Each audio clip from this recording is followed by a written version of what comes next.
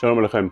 In Parashat Pinchas, we learn the story about Bnot Tzlofchad, the daughters of Tzlofchad. Tzlofchad died in the desert without any boys. And they come in front of Moshe Rabenu and they ask him, since there's no boys to their father, would they inherit their father's land? And they come to Moshe Rabenu and they ask him in the following way. They're saying those words. Avinu met במדבר, our father died in the desert, והוא לא היה בתוך העדה הנועדים על אדוני בעדת קורח. He wasn't part of the fight of Korach against you. כי בחטאו מת. He died from his own private sins. He wasn't involved in any fight with you. Now why they have to emphasize and say those words? Ramban tells us over here that they thought to themselves that Moshe Rabenu hates Korach, and those that fought together with him against Moshe Rabenu on private level so much that he would not want to give them the land. And therefore they explained to him that that's not what happened over here. Their father Tzlofchad was not involved at all. Let's see the words of the Ramban. The Ramban says like this: חשבו שמשה רבנו היה שונא עדת קורח יותר מכל החוטאים אשר מתו במדבר, since they thought that Moshe Rabenu hates those that were involved with Korach more than all the sinners in the desert, שהם הקמים כנגדו והכופרים בכל מעשיו, since they stood up against him to fight a war against him. חשבו אולי בשנאתו אותם יאמר אל יהיה לו משה חסד, אל יכונן לתרומה, ויזכר עוון אבותיו אל אדוני, which means Moshe Rabenu would not want to have them receiving the land because their father was involved with the war. Therefore they told him, על כן הודיעו שאינו מהם. They told him and they informed him, no, he wasn't part of that fight. He died by for his own sins, not at all involved in Korach va'adato. Now let's analyze this and think about it. They stand in front of Moshe Rabenu and they hint to him that their father was not involved in the fight, and therefore don't feel that you have to change the psak because of that. Why would they think that way? Do you think that Moshe Rabenu is some type of politician that changes the psak, the words of Hashem, just because of his personal feelings of revenge and feelings of jealousy and feeling that he has to get back the family of those that were involved with the fight against him?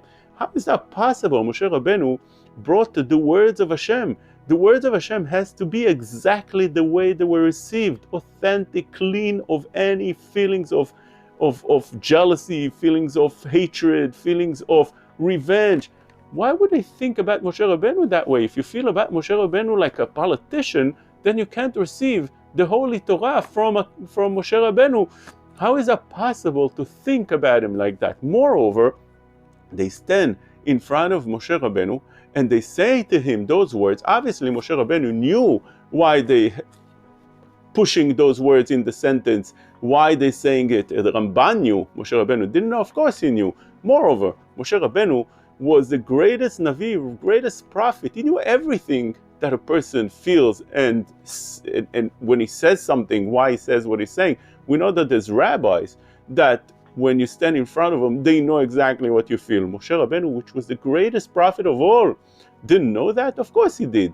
So therefore, how degrading it is that you stand in front of Moshe Rabenu and you're saying things, although it's hinted, but he knows exactly that that's what you mean. And you look to him and you say to him that we suspect you to be like a politician that's going to take revenge and get back at us because of what happened to our father. He was involved with the wrong people, and therefore don't change the psak because of that, because he wasn't part of them.